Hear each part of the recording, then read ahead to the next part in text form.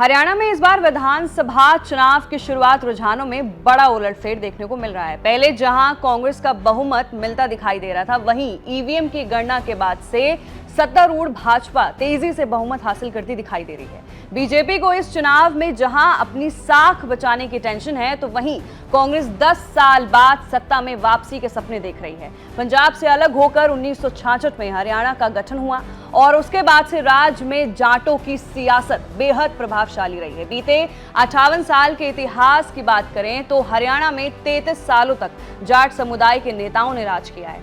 90 सदस्यीय हरियाणा विधानसभा के लिए मंगलवार को हो रही मतगणना की शुरुआत नतीजों में बीजेपी को बढ़त मिलती दिख रही है। हालांकि ये शुरुआती रुझान है, मगर ये पूरे चुनावी नतीजों का ट्रेलर जरूर कहा जा सकता है। इससे समझते हैं। दरअसल चुनावी विश्लेषक का मानना है कि हरियाणा में जाट आबादी करीब 27%, तो गैर जाट 73% है। इसके बाद भी जाट सबसे प्रभावशाली बने हुए हैं। वजह यह है कि 90 सदस्यीय विधानसभा सीटों से लगभग 36 पर जाटों की मौजूदगी है। वहीं 10 लोकसभा सीटों में से 4 पर उनका असर काफी ज्यादा है। 2019 के विधानसभा चुनाव में जाट प्रभाव वाली ज्यादातर सीटें कांग्रेस जीतने में कामयाब रही है और वहीं कुछ सीटें जेजेपी के खाते में गई थी। बीजेपी के कई दिग्गज जाट नेता चुनाव हार गए थे। 2024 के लोकसभा चुनाव में जाट प्रभाव वाली 3 लोकसभा सीटें कांग्रेस ने जीती हैं। वहीं प्रदेश के सियासी समीकरण को देखते हुए कांग्रेस ने भूपेंद्र सिंह हुड्डा को आगे कर रखा है। इसके अलावा चौधरी बीरेन सिंह से लेकर रणदीप सुरजेवाला जैसे जाट चेहरे भी हैं।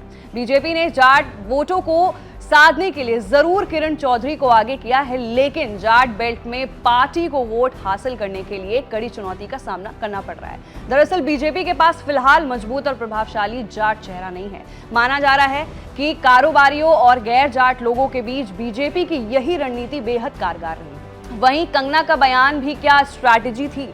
सवाल यह भी है कि राजीव रंजन गिरी के अनुसार बताया गया कि अभिनेत्री और हिमाचल प्रदेश की मंडी सीट से बीजेपी सांसद कंगना रनौत ने हाल ही में एक इंटरव्यू के दौरान बांग्लादेश में हुए आंदोलन को भारत के किसान आंदोलन से जोड़ दिया था। उन्होंने ये कहा था कि जो बांग्लादेश में हुआ है वो ये, यानी भारत में होते हुए भी देर नहीं लगता। अगर हमारा शीर्ष नेतृत्व सशक्त नहीं होता, यहाँ पर जो किसान आंदोलन हुए वहां पर लाशें लटकती थी, वहां रेप हो रहे थे, किसानों की बड़ी लंबी प्लानिंग थी जैसे बांग्लादेश में हुआ।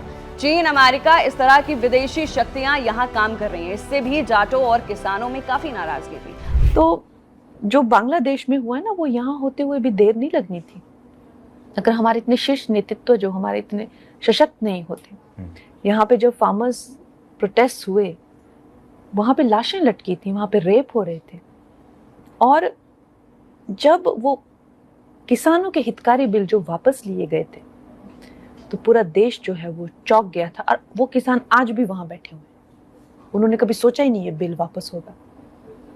वो बड़ी लंबी प्लानिंग थी जैसे बांग्लादेश में हुई है। तो इस तरह के षड्यंत्र, और आपको क्या लगता है किसानों, चाइना, अमेरिका, इस तरह की जो विदेशी जो शक्तियां हैं वो यहाँ काम कर रही हैं। और ये फिल्मी लोग हैं, इनको लगता है कि इनकी दुकान चलती रहेगी अगर देश चाहे जाए भाड़ में। ऐसा नहीं होता है। देश अगर भाड़ में जाएगा तो आप भी साथ में भाड़ में जाएंगे। ये बात जो है इनको रोज रिमाइंड करानी चाहिए। पर खैर, जितनी इनकी बुद्धि है उतनी इनकी करतूतें भी हैं। हालांकि बीजेपी ने कंगना के बयान से दूरी जरूर बना ली थी। हालांकि इस बयान को सोशल मीडिया पर भी एक धड़े ने जबरदस्त समर्थन दिया था। हरियाणा में बीजेपी पिछले 10 सालों में सत्ता में है। साल 2014 के विधानसभा चुनाव में बीजेपी ने प्रदेश की 90 सीटों में से 47 सीटें जीतकर बहुमत की सरकार बनाई थी। तब इंडियन नेशनल लोकदल ने 19 और कांग्रेस ने 15 सीटें जीती थी। साल 2019 में बीजेपी ने दुष्यंत चौटाला की पार्टी जेजेपी के साथ मिलकर सरकार बनाई थी। इस चुनाव में बीजेपी केवल 40 सीटें जीत पाई थी। तब 10 सीटें जीतने वाली जेजेपी के साथ बीजेपी ने गठबंधन सरकार बनाई थी। 2024 में हुए लोकसभा चुनाव में बीजेपी और कांग्रेस ने 5-5 सीटें जीती थी। पिछले 2 लोकसभा और विधानसभा चुनावों में बीजेपी इन गैर जाट समुदायों को लुभाकर सत्ता हासिल करती रही है। हरियाणा में जाट समुदाय की आबादी सबसे ज्यादा है। कुल आबादी में 27% संख्या जाटों की है। हरियाणा विधानसभा की कुल 90 विधानसभा सीटों में से 32 सीटों पर जाट समुदाय का काफी दबदबा है। साथ ही बाकी की 17 और सीटों पर भी जाटों का काफी प्रभाव है। आखिर में अगर बीजेपी के हाथों सत्ता नहीं लगती है तो क्या हरियाणा विधानसभा चुनाव में ये 3 मुद्दे मुश्किल खड़ी कर सकते हैं? सवाल है। पहला, किसानों की नाराजगी। दूसरा, महिला पहलवानों के मामले में बढ़ा असंतोष। और तीसरा सत्ता विरोधी लहर। राजीव रंजन कहते हैं कि इस चुनाव में बीजेपी को इन तीनों मुद्दों पर थोड़ा नुकसान हो सकता है, मगर जातियों का गणित ऐसा है कि शायद उसे इससे ज्यादा फर्क पड़े। तो फिलहाल के लिए सवाल तो सवाल ही है, अभी सस्पेंस बना हुआ है कि सत्ता किसके हाथों लगेगी। एबीपी गंगा, खबर आपकी, जुबान आपकी।